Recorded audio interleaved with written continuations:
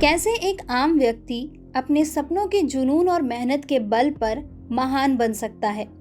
वह सफलता की उन ऊंचाइयों को छू सकता है जहां पहुंचने के लिए लोग सिर्फ ख्वाब देखते रह जाते हैं। इसकी जीते जागते मिसाल हैं doctor APJ Abdul Kalam. Doctor Kalam Bharat के 11वें राष्ट्रपति थे। डॉक्टर कलाम भारत के पहले गैर राजनीतिक राष्ट्रपति भी थे। 15 अक्टूबर 1931 को अबुल पाकिर जैनुल आबदीन अब्दुल कलाम का जन्म रामेश्वरम के धनुषकोटी गांव के मध्य वर्गीय मुस्लिम परिवार में हुआ था। माता का नाम आशी यम्मा था, जो कि हाउसवाइफ थी। पिता का नाम जैनुल आबदीन था। अब्दुल कलाम के पिता नाव किराए पर देने और बेचने का काम करते थे। अब्दुल कलाम अपनी एक बहन और 4 भाइयों में सबसे छोटे थे। कलाम के पिता पढ़े लिखे नहीं थे। बेशक वो अनपढ़ थे, लेकिन विचार आम सोच से कहीं ऊपर थी। वो उच्च विचारों वाले थे और यही वजह थी कि वह खुद अनपढ़ होकर भी अपने बच्चों को उच्च शिक्षा देना चाहते थे। कलाम का बचपन बेहद आर्थिक अभावों में बीता।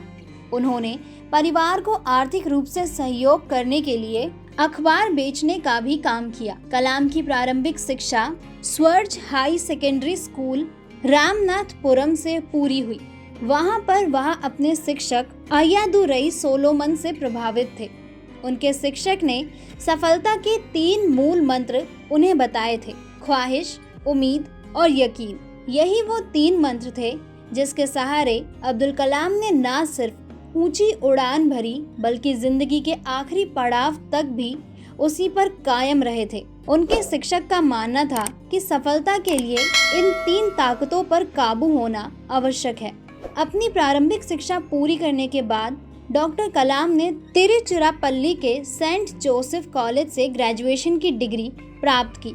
ग्रेजुएट होने के बाद उन्होंने मद्रास यूनिवर्सिटी ऑफ टेक्नोलॉजी से एरोनॉटिकल इंजीनियरिंग की डिग्री हासिल की, जिसके बाद मद्रास इंस्टीट्यूट ऑफ टेक्नोलॉजी का एंट्रेंस एग्जाम पास कर लिया। लेकिन एडमिशन के लिए 1000 रुपए की जरूरत थी, जो उस वक्त बहुत बड़ी रकम हुआ करती थी। इसके लिए उनकी बड़ी बहन जोहरा ने अपने गहने गिरवी रखवा दिए थे और पैसों का इंतजाम किया था। उस दिन कलाम ने प्रण किया कि वह अपनी मेहनत के बल पर अपनी बहन के गहने छुड़वाएंगे। 3 वर्ष का एरोनॉटिकल इंजीनियरिंग का कोर्स करने के बाद कलाम एक प्रोजेक्ट पर काम करने लगे।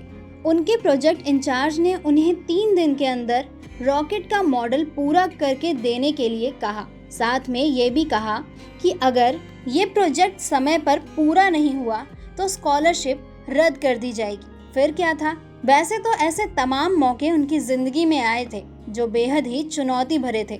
लिहाजा ये चुनौती उनकी पुरानी चुनौतियों के सामने कुछ खास बड़ी नहीं थी, लेकिन आसान भी नहीं थी। इसलिए कलाम ने चुनौती स्वीकार की और जुट गए जुनून से उसे पूरा करने में।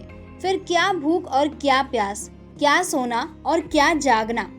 3 दिन के लक्ष्य को उन्होंने मात्र 24 घंटे में पूरा कर दिखाया।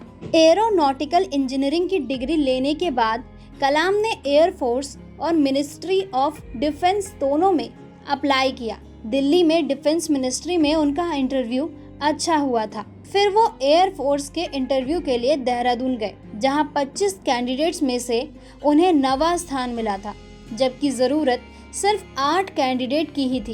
इस तरह से कलाम वापस दिल्ली आ गए। यहाँ उन्हें रक्षा अनुसंधान और विकास संगठन यानी DRDO में 250 रुपए प्रति माह की सैलरी पर सीनियर साइंटिफिक असिस्टेंट के पद पर नियुक्त किया गया। इस दौरान इन्होंने प्रसिद्ध वैज्ञानिक विक्रम साराभाई के साथ भी काम किया। 1969 में डॉक्टर एपीजे अब्दुल कलाम इसरो आ गए और वहां पर इन्होंने परियोजना निर्देशक के पद पर काम किया। इस पद पर काम करते समय भारत का प्रथम उपग्रह रोहिणी पृथ्वी की कक्षा में वर्ष 1980 में स्थापित किया गया। इसरो में शामिल होना डॉक्टर एपीजे अब्दुल कलाम के लिए बहुत ही सौभाग्य की बात थी, क्योंकि उनको ऐसा लगा कि जिस उद्देश्य के लिए वह जी रहे हैं, उनका वह उद्देश्य पूरा होने लगा है। वर्ष 1963 से 1964 में अब्दुल कलाम ने अमेरिकी संगठन नासा में भी दौरा किया। भारत के प्रसिद्ध परमाणु वैज्ञानिक राजा रमन्ना ने पहला परमाणु परीक्षण किया, जिसमें कलाम जी को परीक्षण करने के लिए बुलाया गया। 1970 से 1980 के दशक में डॉक्टर अब्दुल कलाम अपने कार्य की सफलता के कारण देश के प्रसिद्ध वैज्ञानिक बन गए और ख्याति बढ़ने के कारण उस समय की प्रधानमंत्री इंदिरा गांधी ने अपने कैबिनेट की मंजूरी के बिना ही कुछ गुप्त कार्यों के लिए अनुमति दी थी। कलाम अपने कार्यों की सफलता और उनकी उपलब्धियों के कारण राष्ट्रीय जनतांत्रिक गठबंधन यानी एनडीए की सरकार ने डॉक्टर एपीजे अब्दुल कलाम को साल 2002 को राष्ट्रपति पद के लिए उम्मीदवार बनाया। अब्दुल कलाम ने अपने प्रतिद्वंदी लक्ष्मी सहगल को भारी मतों से हराकर 25 जुलाई 2002 को भारत के 11वें राष्ट्रपति के रूप में शपथ ली। डॉक्टर एपीजे अब्दुल कलाम एक ऐसे राष्ट्रपति थे जिनको राष्ट्रपति बनने से पहले भारत रत्न का पुरस्कार मिल चुका है। राष्ट्रपति दायित्व से मुक्त होने के बाद डॉक्टर कलाम कई शैक्षणिक संस्थानों में एक विजिटर प्रोफेसर बन गए थे। उन्होंने बनारस हिंदू यूनिवर्सिटी में भी सूचना प्रौद्योगिकी में कार्य किया। एक वैज्ञानिक होने के साथ साथ अब्दुल कलाम एक लेखक भी थे। उन्होंने अपने विचारों को अपनी किताबों में भी डाला है, जिनके नाम इस प्रकार है: India 2020, a vision for the new millennium, my journey, ignited minds, unleashing the power within India. इन पुस्तकों को विदेशी भाषाओं और भारत के कई अन्य भाषाओं में अनुवाद किया जा चुका है। 27 जुलाई 2015 को डॉक्टर कलाम की 84 साल की उम्र में मृत्यु हो गई। 30 जुलाई 2015 को उनके पैतृक गांव रामेश्वरम के पास उनका अंतिम संस्कार हुआ। उनके अंतिम अनुष्ठान के समय कम से कम 3,50,000 लोग शामिल थे। अगर व्यक्तिगत जीवन के बारे में कहा जाए तो डॉक्टर कलाम पूरी तरह अनुशासन का पालन करने वाले थे। कलाम जी श्रीमद् भगवद गीता और कुरान दोनों का अध्ययन करते थे।